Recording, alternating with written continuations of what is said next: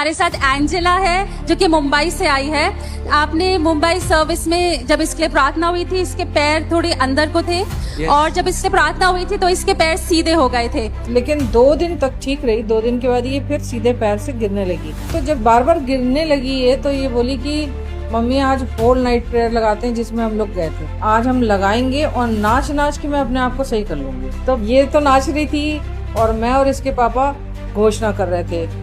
Apostle जी से मैंने सीखा कि घोषणा कैसे करते हैं, तो फिर से मेरे ऊपर एक गरम स्पिरिट महसूस हुई और फिर उसके बाद अपोस्टल जी ने बोला कि अब अपनी बॉडी को चेक करो जो आप नहीं कर सकते थे।